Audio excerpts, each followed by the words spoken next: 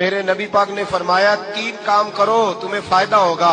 حضرت عبدالرحمن ابن عوف فرماتے ہیں میں نے اس کا تجربہ کیا اس حدیث کا، اور آپ فرمایا کرتے تھے مجھے اللہ کی عزت کی قسم جو میرے نبی نے کہا حق اور سچی کہا ہے، حق اور سچ کا ہے۔ حضور سید عالم صلی اللہ علیہ وسلم نے فرمایا صدقہ دینے سے مال کم نہیں ہوتا، صدقہ دینے سے مال کیا کرنے سے، یہ وعدہ ہے نبی پاک کا، صدقہ دینے سے پیسے۔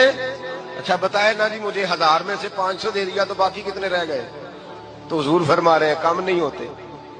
1000 دے دیا تو باقی کتنا بچا؟ نہیں بھائی، میرے محبوب فرماتے ہیں تو اللہ کے رستے میں 1 دے وہ تجھے 700 گنا کر کے واپس عطا فرمائے گا۔ نبی فرمایا معذرت کرنے سے عزت میں کمی نہیں آتی۔ میرے نبی پاک علیہ الصلوۃ والسلام نے فرمایا میری شہزادی تو جنت کی مالکہ ہے، جنتی عورتوں کی سردار ہے۔ حضرت فاطمہ ایک دفعہ التجا کرتی تھی تو جنت کے میوے آ جایا کرتے تھے، لیکن آپ کو پتہ ہے کہ میرے نبی پاک صلی اللہ علیہ وسلم نے اپنی اولاد کے لیے اللہ سے فقر مانگ کے لیے حضور نے دعا مانگی، اے اللہ میرے گھر والوں کو نا بقدر ضرورت روزی دینا، اور ایک حدیث کے لفظ یہ ہیں کہ اے اللہ ایک وقت روٹی دینا، ایک وقت کا فاقہ دینا۔ فاقہ اہل بیت کی پسند ہے، فقیری انہوں نے اللہ سے مانگ کے لی ہے، سادہ کھانا۔ اور یارو دیکھو گھر میں لیپا پوتی کرنا، چکی چلانا، آٹا گوندنا، بچوں کو پالنا، چرخہ چلانا، یہ سارے طریقے سیدہ فاطمہ الزہرا کے ہیں رضی اللہ تعالیٰ عنہ۔ یہ اور پڑھو بخاری شریف، سیدہ فاطمہ الزہرا رضی اللہ تعالیٰ عنہ حاضر بارگاہ ہوئی، یا رسول اللہ صلی اللہ علیہ وسلم کام کر کر کے ہاتھوں پہ چھالے پڑ گئے، بتاؤ مجھے اتنا غریب ہے کوئی اس مجمع میں جس کی بیٹی اتنا کام کرے کہ چھالے پڑ جائیں؟ پھر بھی سارے دکھی ہیں، پھر بھی تعویذ لیتے پھرتے ہیں کہ بیٹی بڑی تکلیف میں، چھالے پڑ گئے یا رسول اللہ یہ۔ اور حضرت فاطمہ کو مولا علی نے کہا فاطمہ اب تیری مشقت دیکھی نہیں جاتی، حضور کی بارگاہ میں غلام آئے ہیں، کہ غلام ملے تو تیرا کام میں ہاتھ بٹائے گا۔ ہم باتیں پڑھتے سنتے ہو، کبھی غور کرو کہ یہ پہلو ہمارے لیے کیا چھوڑتی ہیں۔ سیدہ پاک نے چھالے دکھائے، میرے کریم محبوب علیہ السلام نے کیا فرمایا؟ فرمایا فاطمہ 33 بار سبحان اللہ پڑھا کر، اور 33 بار الحمدللہ پڑھا کر، اور 34 بار اللہ اکبر پڑھا کر۔ جب بھی تو یہ تسبیح ختم کرے گی رب تجھے غلام آزاد کرنے کا ثواب عطا فرمائے گا۔ میرے نبی کریم صلی اللہ علیہ وسلم نے فرمایا 2 گروہ، 2 جماعتیں، 2 لوگ ایسے ہیں قیامت کے دن جن کی میں سفارش نہیں کروں گا۔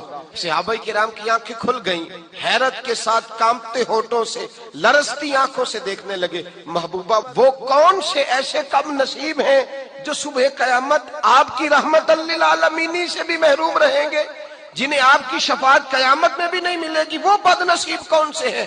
تو کریم نے فرمایا ایک وہ بادشاہ جسے اللہ تبارک و تعالیٰ نے اپنے فضل سے عزت دی، اللہ نے کسی مملکت کا سربراہ بنایا اور پھر وہ خائن ہو گیا، ظالم اور جابر ہو گیا، پھر وہ لوگوں کو لوٹنے لگا، صبح قیامت میرے مصطفیٰ کریم فرماتے میری شفاعت سے محروم رہے گا۔ اور دوسرا میرے حبیب پاک علیہ السلام نے فرمایا میرا وہ امتی ہو لیکن اگر اللہ کی حدوں کو توڑتا ہے تو قیامت کے دن وہ میری شفاعت کا حقدار نہیں ہے۔ حضرت عیسیٰ کو پیار ہے نا اپنی امت سے، کبھی آپ نے سنا ہے کہ اپنی امت کی قبروں میں بھی آئیں گے؟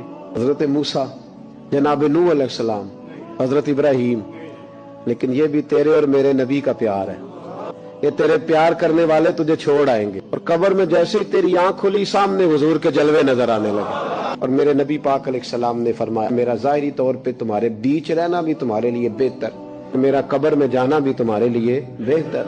یا رسول اللہ یہاں رہنا تو سمجھ میں آتا ہے، وہاں بھی بتا دے۔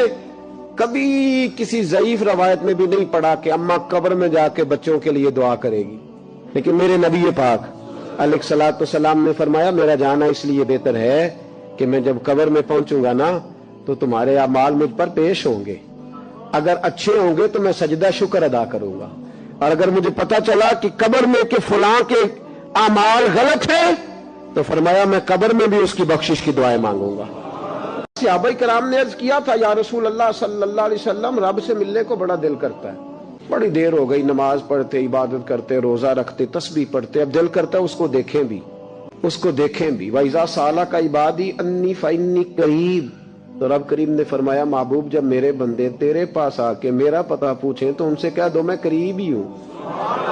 تو مفسرین فرماتے ہیں اس کا ترجمہ یہ ہے کہ محبوب جب تیرے پاس آ گئے تو پھر اللہ کو دور رہ گیا ہے، پھر قریب ہوں میں ان کے۔ اور نبی پاک علیہ الصلوۃ والسلام سے جب صحابہ نے کہا کہ حضور رب کریم کو دیکھنا چاہتے ہیں تو فرمایا من رآنی، مجھے دیکھ لو۔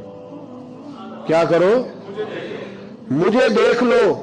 من رآنی، مجھے دیکھ لو۔ جس نے مجھے دیکھا فقد رآی الحق، اس نے رب دیکھ لیا ہے۔ جس نے مجھے دیکھ لیا اس نے رب دیکھ لیا ہے۔